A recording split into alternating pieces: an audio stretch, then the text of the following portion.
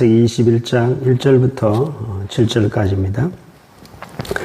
여호와께서 말씀하신 대로 사라를 돌보셨고 여호와께서 말씀하신 대로 사라에게 행하셨으므로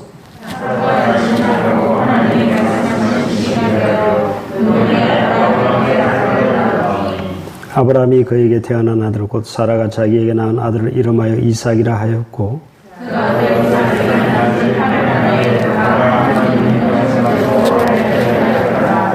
아브라함이 그의 아들 이삭이 그에게 태어날 때에 100세라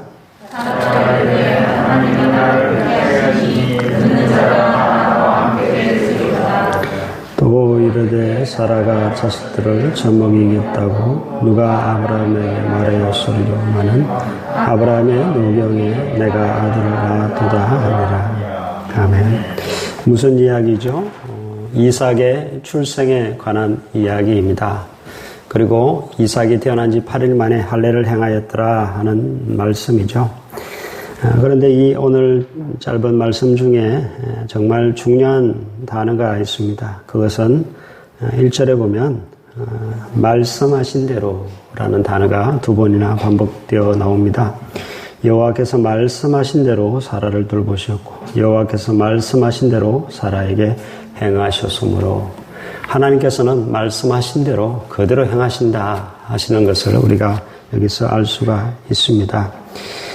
그런데 또 하나가 더 있죠. 2절에 보면 사라가 임신하고 하나님이 뭐 하신 시기가 돼요? 말씀하신 시기가 돼요. 25년을 참지 못했지만 그러나 하나님께서는 정확하게 말씀하신 그 시기가 돼요. 25년 후에 정확히 아브라함이 100세가 되었을 때에 그때 사라가 90세에 그때 정확히 이삭을 태어나게 하셨다 하는 것을 알 수가 있습니다. 우리가 좀 하나님의 때를 기다릴 줄 알아야 되겠다. 하나님의 약속의 말씀은 반드시 이루어진다 하는 사실을 좀 유념을 했으면 좋겠습니다. 자, 그 다음에 8절부터 21절까지 우리 한 절씩 교독하도록 하겠습니다. 아이가 자라매 젖을 때고 이삭이 젖을 때는 날에 아브라함이 큰 잔치를 베풀었더라.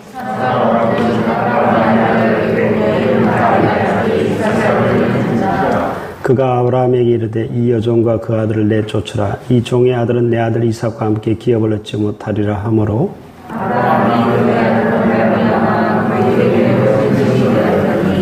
하나님이 아브라함에게 이르시되 내 아이나 내 여종으로 말미암아 근심하지 말고 사라가 내게 이른 말을 다 들으라. 이삭에게서 나는 자라야 내 씨라 부를 것임이니라.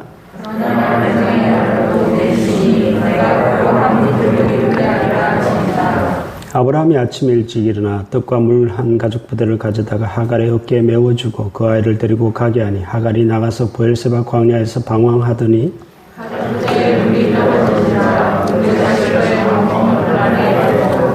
이르되 아이가 죽는 것을 참아보지 못하겠다고 화살 한바탕 거리 떨어져 마주 앉아 바라보며 소리내어 우니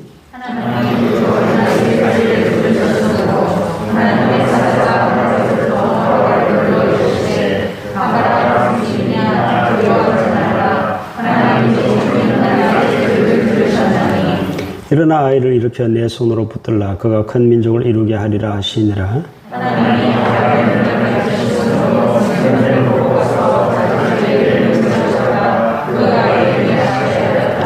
하나님이 그 아이와 함께 계시며 그가 장성하여 광야에서 거주하며 활 쏘는 자가 되었더니 그가 바람에 거주하고 그의 어머니가 그를 애굽 땅에서 아내를 얻어 주었더라.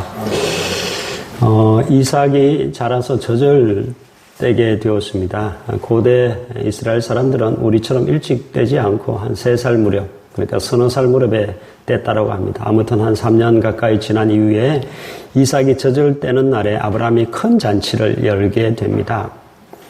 그런데 그 잔치 가운데 참 즐겁고 기분 좋은 일만 있었던 것이 아니라 아주 안 좋은 일이 발생을 하죠. 바로 이스마엘이 이삭을 희롱하게 됩니다. 그냥 오늘 본문에 희롱했다, 놀렸다 뭐 이렇게 되어 있지만은 성희롱이었을 것이다 라고 추측을 합니다. 아마 고추를 드러내고 네가 왕이지 한번 고추 보자 뭐 이런 식이 아니었겠나 라고 생각을 합니다. 아무튼 이삭이 희롱당하는, 이스마엘로부터 희롱당하는 사실을 사라가 보게 됩니다. 사라가 아주 대노하게 되죠. 그리고는 아브라함에게 이렇게 말합니다. 여러분 10절 말씀 같이 한번 읽어보겠습니다. 시작. 그가 아브라함에게 이르되 이 여종과 그 아들을 내쫓으라. 이 종의 아들은 내 아들 이삭과 함께 기업을 얻지 못하리라.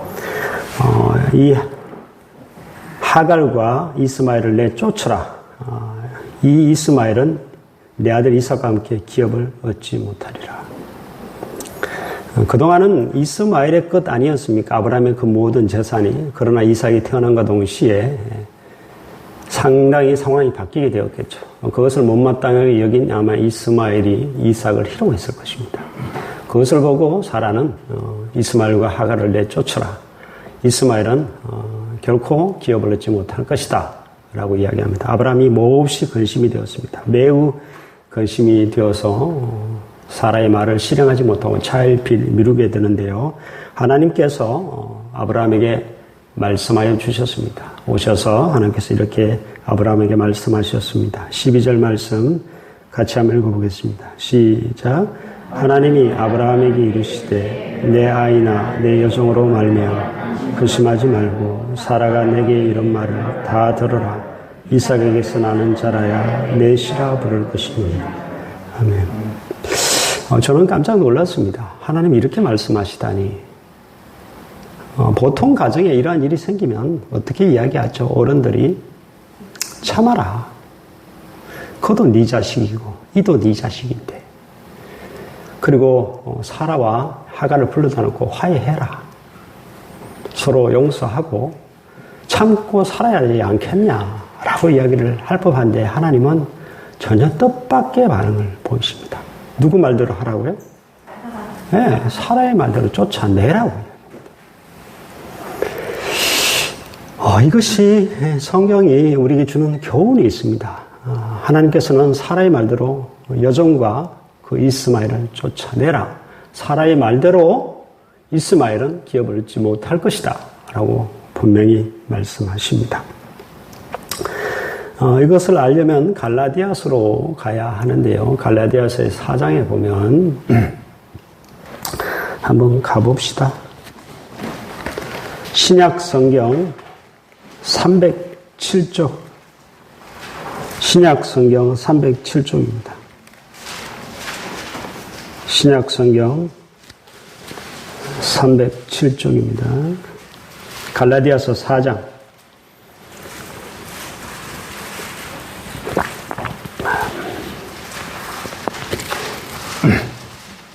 갈라디아서 4장 찾으셨습니까? 신약성경 307쪽 갈라디아서 4장 거기 보면 22절부터 31절까지 한번 교독하도록 하겠습니다. 22절 제가 읽습니다. 기록된 바 아브라함에게 두 아들이 있으니 하나는 여종에게서 하나는 자유에 있는 여자에게서 낳았다 하였으며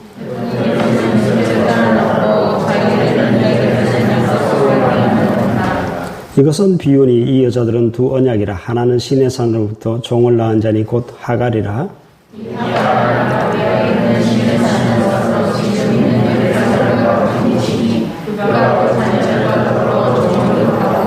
오직 위에 있는 예루살렘은 자유자니 곧 우리 어머니라.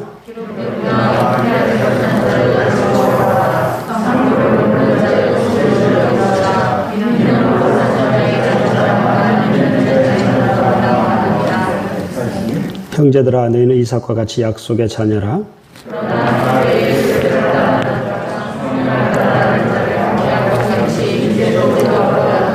그러나 성경이 무엇을 말하느냐. 여종과 그 아들을 내쫓으라. 여종의 아들이 자유 있는 여자의 아들과 더불어 유업을 얻지 못하리라 하였느니라. 형제들아 우리는 여종의 자녀라. 자유 있는 여자의 자녀라. 30절 잘 보십시오. 그러나 성경이 무엇을 말하느냐.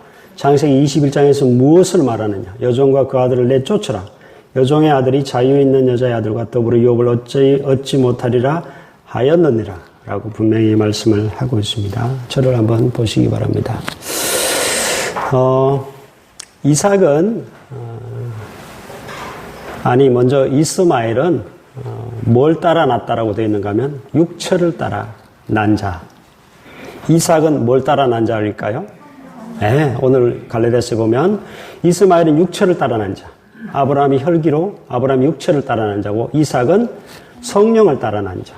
이거는 아브라함의 어떤 혈기나 그런 거 상관없습니다. 임신 못하는 불가능한 상황에서 태어난 자식이 이삭입니다. 즉 이스마엘은 육체를 따라 난 자고 이삭은 성령을 따라 난 자다라고 이야기를 하고 있고, 로마서에 보면은 이스마엘은 육신의 자녀, 그리고 이 이삭은 약속의 자녀라고 이야기를 하고 있습니다. 즉 육체를 따라 난 자는 결코 그 유업을 얻지 못할 것이다 라는 말씀을 분명히 하고 있고요. 보십시오. 이스마엘은 누구의 자녀입니까? 사라의 자녀입니까? 누구의 자녀입니까? 네, 하갈의 자녀. 하갈의 누구죠? 종입니다. 보세요. 이스마엘은 종의 자녀입니다. 그런데 지금 이삭은 누구의 자녀입니까? 네, 주인의 자녀입니다. 종의 자녀와 자유자의 자녀가 다르다라고 이야기를 하고 있습니다. 여러분, 이 창세기 21장이 우리에게 던져주고 있는 교훈은 무엇인가? 하나님께서 왜 이렇게 말씀하셨는가?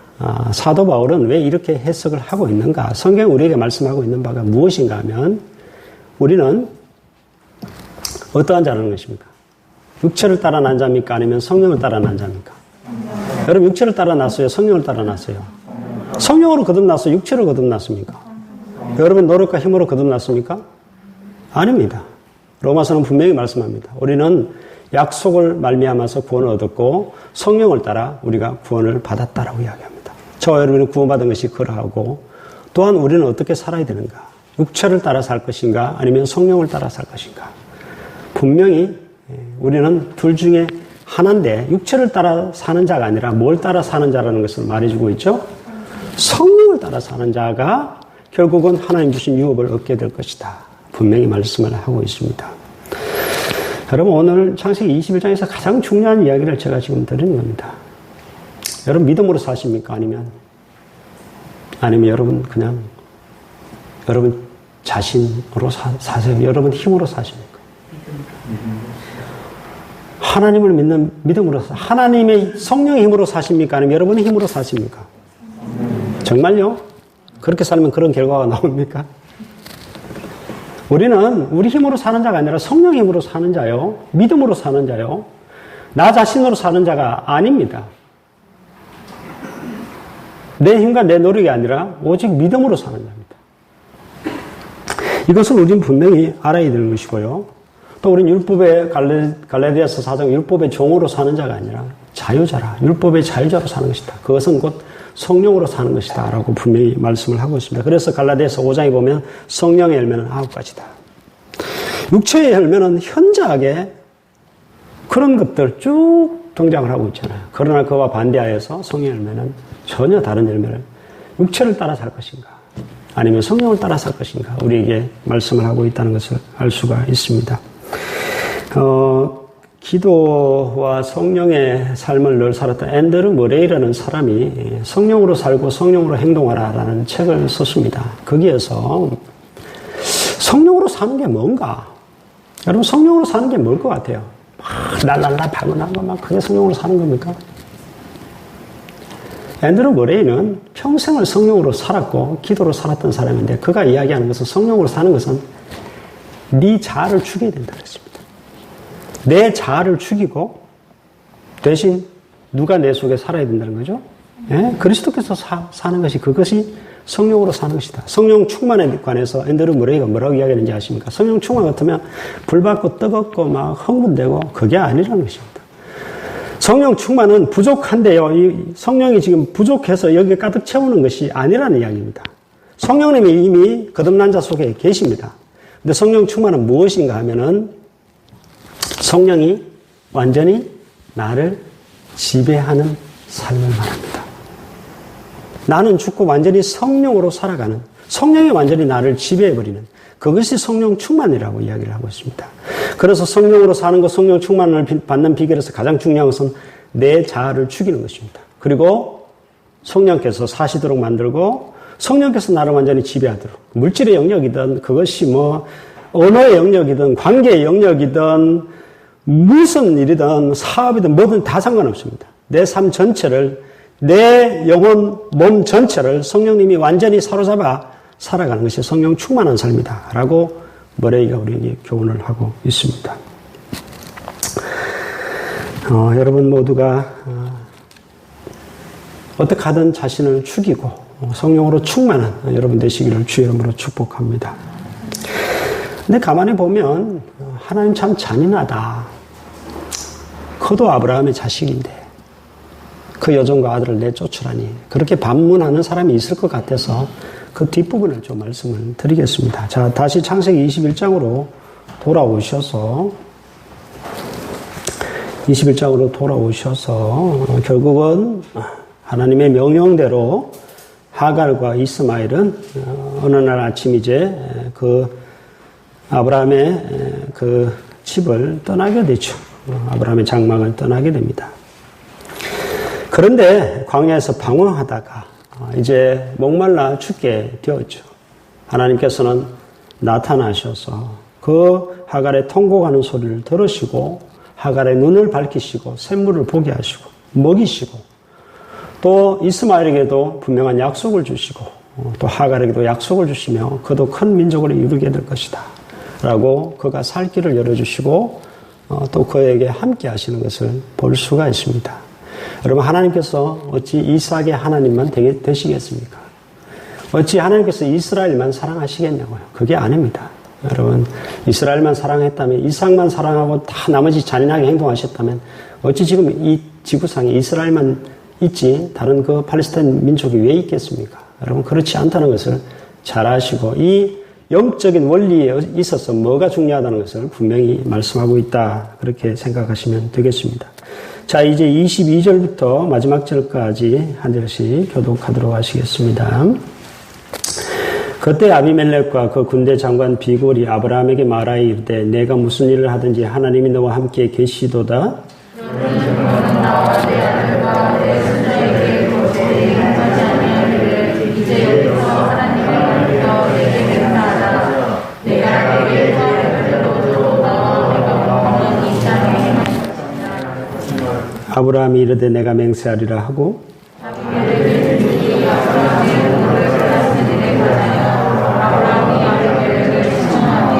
아비멜렉이 이르되 누가 그리하였는지 내가 알지 못하노라. 너도 내게 알리지 아니하였고 나도 듣지 못하였더니 오늘에야 들었노라.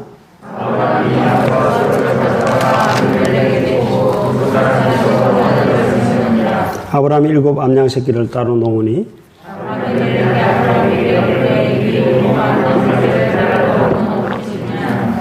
아브라함이 이르되 너는 내 손에서 이 암양 새끼 7을 받아 내가 이 우물판 정거를 삼으라 하고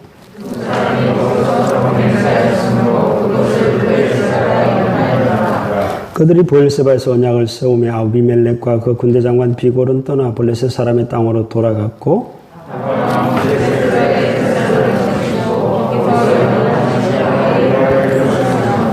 그가 블레셋 사람의 땅에서 여러 날을 지냈더라. 아멘. 창세기 20장에서 아브라함이 지금 사는 곳이 어디입니까? 헤브론입니까? 아니면 거랄입니까? 거랄로 내려갔다 그랬죠. 그 지역은 어느 지역이라고 그랬죠? 제가 지난 시간에 블레셋 지경이라고 그랬습니다. 블레셋의 왕들의 이름은 뭐라고 그랬죠? 호칭이 항상 붙는 것이 아비멜렉이라는 단어가 붙는다고 그랬습니다. 자, 거랄에 거주하고 있는 아브라함에게 아비멜렉이 군대 장관을 거느리고 찾아옵니다. 그죠? 찾아와서 조약을 맺자 그럽니다. 갑자기 뜬금없이 조약을 맺자. 아브라함이 기분 나쁜 일이 하나 있었습니다. 예전에 아비멜렉의 종들이 아브라함의 종들이 판 우물을 빼앗아 갔습니다. 그것을 지금 아브라함이 이야기를 하게 되죠. 그것을 책망하게 됩니다. 그래서 아비멜렉이 나는 알지 못하였다 라고 이야기를 하게 되고요. 그리고 그렇게 손님으로 온 아비멜렉에게 아브라함이 양과 소도 주고 그렇게 선물을 주면서 따로 7 암양 새끼를 따로 구별해서 그것을 아비멜렉이 줍니다. 이게 뭐냐? 그러니까 방금 아브라함이 팠던 브엘세바 우물, 이 우물판 증거로 네가 받으라. 더 이상 우리가 판 우물에 대해서 너희들이 권리를 주장하지 말라. 라는 그 값으로 그 암양 7마리 새끼를 주게 됩니다. 그래서 알겠다. 맹세해라. 이건 내 거다. 오케이. 해서 맹세했다고 해서 그 우물의 이름이 뭐라고 되어 있습니까? 브엘세바. 그 뜻이 맹세 우물이다. 여러분 제가 사진을 갖고 올려다가 제가 찍었던 거 성주씨한테 뭐 보여줘봤자 그거라서 제가 안 가져왔습니다. 하여튼 브엘세바 우물이 지금도 거기 존재하고 있습니다. 그 남방에 내려가면 이스라엘 남쪽에 가면 하여튼 그 아브라함이 파던 그 우물을 브엘세바라고 명령하고 아브라함은 브엘세바 옆에 에셀 나무라는 것을 심고 거기서 뭐라고 누구의 이름을 불렀다고 되어 있습니까?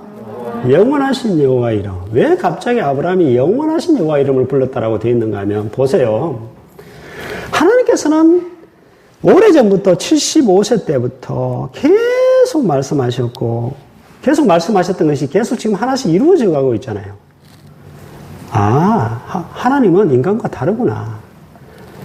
과거에도 계셨을 뿐만 아니라 앞으로 내가 죽고 난 미래도 계속 계시고 그분의 말씀은 계속 그대로 이루어지겠구나 하는 것을 아브라함은 비로소 깨달은 것입니다. 이 영원하신 여호와라는 이 이름의 뜻에는 하나님은 말씀하신 대로 이루어 가시는 그런 분이시다 하는 그런 뜻이 포함이 되어 있습니다. 그런데 여기에서 중요한 것은 사실 22절입니다. 아비멜렉과 그 군대 장관이 찾아와서 하는 말입니다. 우리 22절 같이 한번 읽어보겠습니다. 22절 말씀 시작. 그때 아비멜렉과 그 군대 장관 비골이 아브라함에게 말하여 이르되 내가 무슨 일을 하든지 하나님이 너와 함께 계시도다. 자, 아비멜렉이 하는 말이 뭡니까? 그 군대 장관 비골이 하는 말이 뭡니까? 하나님은 너와 함께 네, 네가 무슨 일을 하든지 하나님 너와 함께 계시도다 라는 고백을 하게 됩니다. 이것을 아비멜렉이 깨닫게 된 것이고 그 군대 장관 비골이 깨닫게 된 것입니다. 아브라함이 무슨 일을 하든지 하나님 함께 계신다는, 하나님 함께 하신다는 사실을 깨닫게 된 것입니다. 이것이 누구의 특징인지 아십니까? 제가 앞에서 말씀드렸잖아요. 바로 21절까지, 8절에서 21절까지 성령으로 사는 자의 특징입니다. 아브라함은 하나님의 명령대로 하각 이스마엘을 내쫓습니다. 즉 육체를 따라 사는 것이 아니라 이제는 성령으로 살게 된 자의 특징 가운데 하나가 뭔가 하면 하나님이 함께 하시는 것을 사람들이 똑똑히 보게 된다는 이야기입니다. 여러분 보십시오. 아브라함은 기껏해야 부족장에 불과합니다. 그런데 아비멜렉은 부족 국가의 왕입니다. 사실은 게임이 안 되죠. 그런데 지금 뭘 맺는가 하면 불가침 조약을 맺습니다. 서로 침범하지 말자 이야기를 하는 거예요. 이거는 정말 대단한 일이 지금 일어나고 있는 겁니다. 아브라함에게 무슨 일이 일어나는지, 아니 아브라함이 하는 일마다 아브라함이 어디 가든지 간에 아브라함이 무슨 일을 하든지 그 아브라함에 누가 있다는 것을 이 사람들이 느끼게 됐다는 거죠.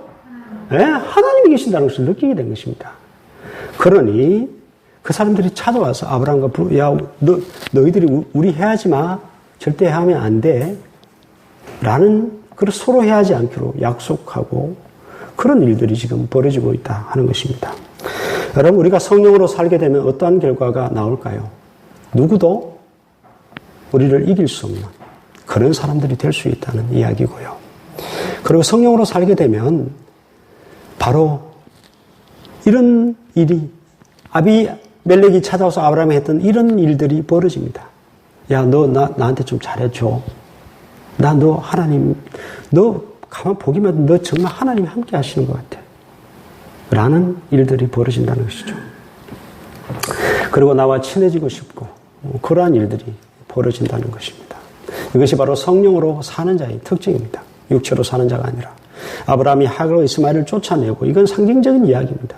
그리고 지금 이런 일들이 일어났다 하는 것입니다. 물론 하나님께서 아브라함을 사랑하셔서 택하셔서 항상 함께 하셨기도 하지만 성령으로 사는 자의 특징이 바로 이러한 특징을 갖고 있다 하는 것을 우리가 알 수가 있습니다. 여러분, 여러분이 어디 가든지 무슨 일을 하든지 하나님이 함께 하시는, 정말 성령과 동행하시는 그런 사람들 되시기를 주 이름으로 축복합니다. 그리고 여러분에게 누군가 찾아와서 야, 난 도저히 너 못 이기겠다. 넌 진짜 하나님 함께 하시는 것 같아. 라는 고백을 여러분도 받아낼 수 있기를 주 이름으로 축복합니다. 기도하겠습니다.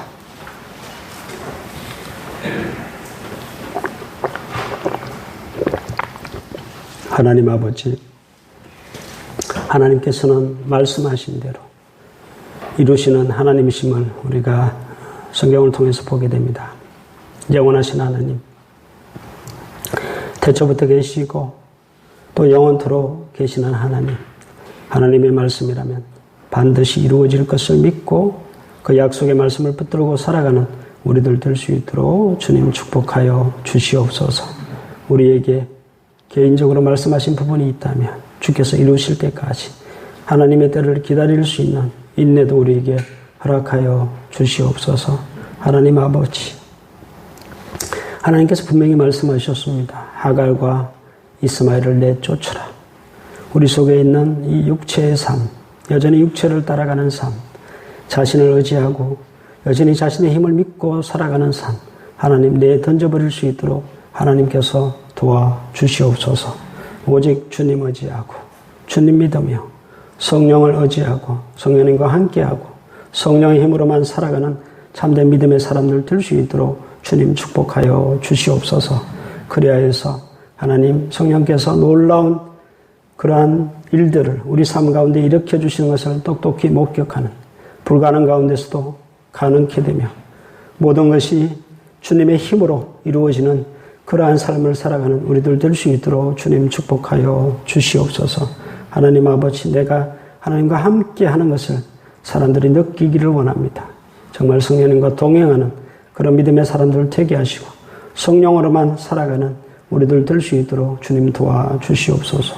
아직도 죽지 않은 내 자아를 죽이게 하시고 여전히 나 자신을 의지하고 세상 의지하고 여전히 내 힘을 의지하고 살아가는 그러한 것들을 하나님 아버지 버릴 수 있도록 도와주시고 오직 주님 의지하고 그렇게 주님과 함께 그렇게 주님께서 주시는 그 놀라운 일들을 우리가 보며 살아가는 우리들 될 수 있도록 주님 축복하여 주시옵소서.